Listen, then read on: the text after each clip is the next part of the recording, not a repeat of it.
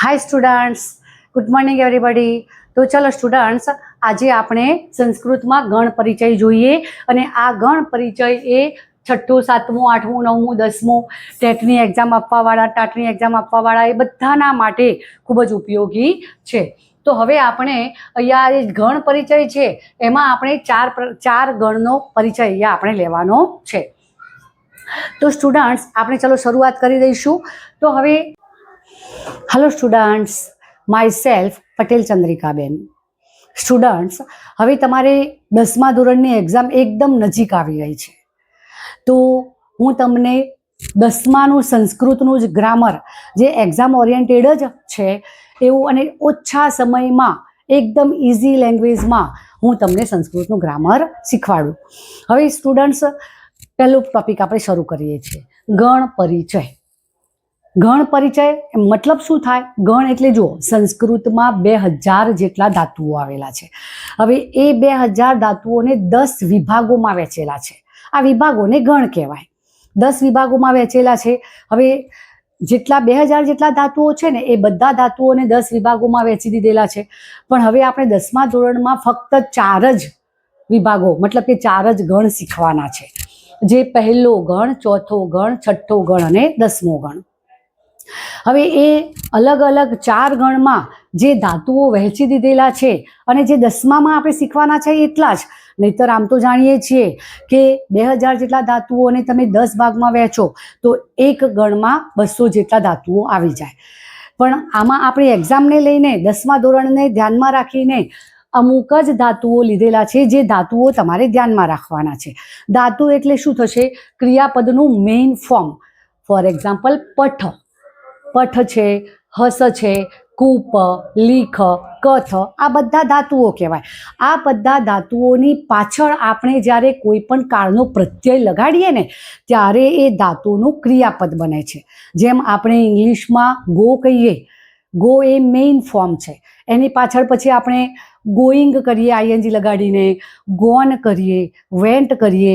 તો એ રીતે અલગ અલગ એના જેમ સ્વરૂપ બનાવીએ છીએ ને ગોના, એ પ્રમાણે અહીંયા સંસ્કૃતમાં પણ આ જે મેઇન ધાતુઓ છે, એ ધાતુને કોઈ પણ કાળમાં પરિવર્તિત કરવું હોય તો એનો નિયમ હોય છે. અને એ નિયમ ફોલો કરીને જ ધાતુમાંથી આપણે ક્રિયાપદ બનાવી શકીએ છીએ. હવે આ જે ગણ છે, એ ગણના જે ધાતુઓ છે, એ ધાતુઓને 3 વિભાગમાં વહેંચેલા છે. 3 પદમાં વહેંચેલા છે: પરસ્મયપદી, આત્મનેપદી અને ઉભયપદી ધાતુઓ. 3 પદમાં વહેંચેલા છે. હવે જે પરસ્મય પદનો ધાતુ હોય ને, એને પરસ્મય પદના જ પ્રત્યયો લાગુ પડે. ફોર એક્ઝામ્પલમાં વર્તમાનકાળ છે, તો વર્તમાનકાળના પરસ્મય પદીના રૂપો છે મી, વહ, મહ, સી, થહ, થ, તી, તહ, અંતિ. તો જે આ પરસ્મય પદના વિભાગમાં છે, પહેલો ગણ, ચોથો ગણ અને છઠ્ઠો ગણ, જે પણ ધાતુઓ પરસ્મય પદના વિભાગમાં છે, એમને જ્યારે ક્રિયાપદ બનાવવું હોય ત્યારે એમની પાછળ પરસ્મય પદના જ પ્રત્યયો લગાડી શકાય. અને જે આત્મનેપદના ભાગમાં છે, લભ, ભાષ, બુધ, મિલ, આ જે આત્મનેપદના વિભાગમાં છે, એ બધા આત્મનેપદના ધાતુઓની પાછળ વર્તમાન કાળના આત્મનેપદના જે પ્રત્યયો છે, ઈ, વહે, મહે, સે, ઇથે, દ્વે, તે, ઇથે, અંતે, આ જ પ્રત્યય લગાડી શકાય. હવે આપણને એટલી તમને ખબર પડી ગઈ કે પરસ્મય પદના ધાતુઓને પરસ્મય પદના જ પ્રત્યયો લાગુ પડે, અને આત્મનેપદના ધાતુઓને આત્મનેપદના જ પ્રત્યયો લાગુ પડે. પણ ઘણા એવા ધાતુઓ હોય છે કે જે ધાતુઓ ઉભયપદી હોય છે. ત્રીજો પ્રકાર પદનો જે કહીએ તે ઉભયપદી હોય. તો ઉભયપદીનો મતલબ શું થાય? એને પરસ્મય પદના પણ લાગુ પડી શકે અને આત્મનેપદના પણ પ્રત્યયો લાગુ પડી શકે. જેમ આપણે વિજ્ઞાનમાં કહીએ છીએ ને, શાકાહારી, માંસાહારી, તૃણાહારી અને મિશ્રાહારી. તો મિશ્રાહારી હોય, બધા જ પ્રકારનું ખાય. તો એ પ્રમાણે અહીંયા ઉભયપદી જે હોય ધાતુઓ, એને પરસ્મય પદનો પ્રત્યય તમે લગાડો, મી, વહ, મહ વાળો, કે પછી આત્મનેપદનો લગાડો, ઈ, વહે, મહે વાળો, તો પણ બંને ચાલે છે. તો હવે જે આ ધાતુઓ છે, આપણી બુકમાં 10મા ધોરણની ટેક્સ્ટ બુકમાં 99, 100 અને 101, આ 3 પેજ નંબર ઉપર બધા ધાતુઓ આપેલા છે. જો કે બુકમાં તો સળંગ આપેલા છે, પણ આપણે અહીંયા વિભાગ વાઇઝ બનાવી દીધેલા છે. પરસ્મય પદ અને ગણ, એનો વિકરણ પ્રત્યય બધું લખેલું છે. હવે જુઓ, ધાતુમાંથી ક્રિયાપદ બનાવવું હોય ને, તો એની પ્રોસિજર શું છે, કેવું હોય કે કોઈ પણ ધાતુને ક્રિયાપદમાં ફેરવવું હોય ને તો એક વસ્તુ યાદ રાખો કે એમાં જે ગણનો એ ધાતુ હોય એનો વિકરણ પ્રત્યય ઉમેરવો પડે. માનો કે ફોર એક્ઝામ્પલ આપણે કહીએ પઠ. પઠ એ પહેલા ગણનો પરસ્મય પદનો પ્રત્યય છે. તો હવે પઠમાં આપણે એનો વિકરણ પ્રત્યય અ ઉમેરવાનો. એમાં અ ઉમેરીએ આપણે એટલે બનશે પઠ. હવે આખો પઠ બની ગયો છે, બરોબર. ખોડો ઠ હતો તો આ એ પઠ શબ્દ બન્યો. એની પાછળ આમાંથી કોઈ પણ પ્રત્યય પરસ્મય પદનો તમે લગાડી શકો છો.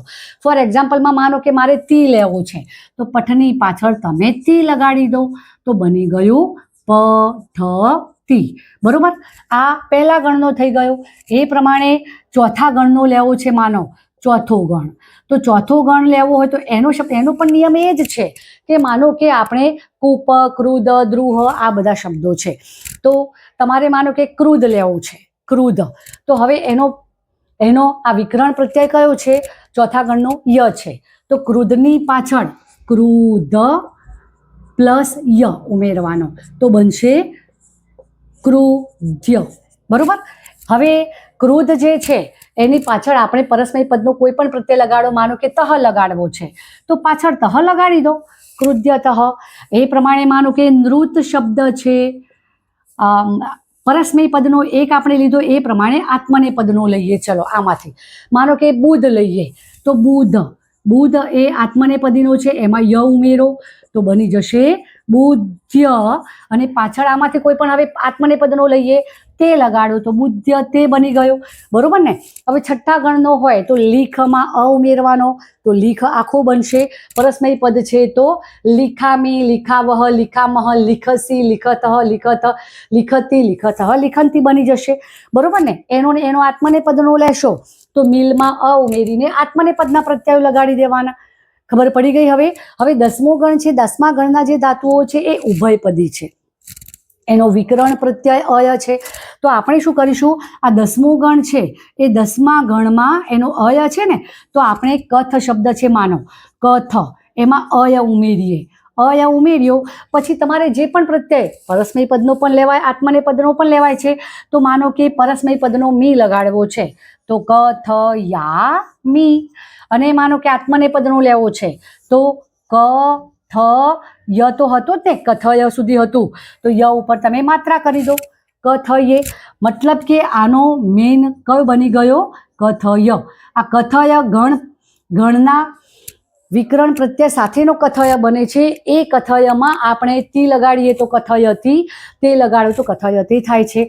તો આ પ્રમાણે કોઈ પણ ધાતુનું ક્રિયાપદ કરવું હોય તો એ ધાતુ જે ગણનો હોય એનો વિકરણ પ્રત્યય ઉમેરવાનો અને પછી જે તે કાળનો પરસ્મય પદનો કે આત્મને પદનો એ જે ગણનો હોય એ પ્રમાણેનો પ્રત્યય લગાડી દેવાનો.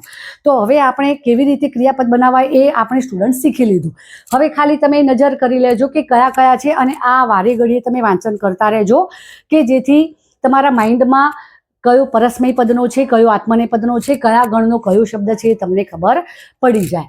That's all students. Thank you.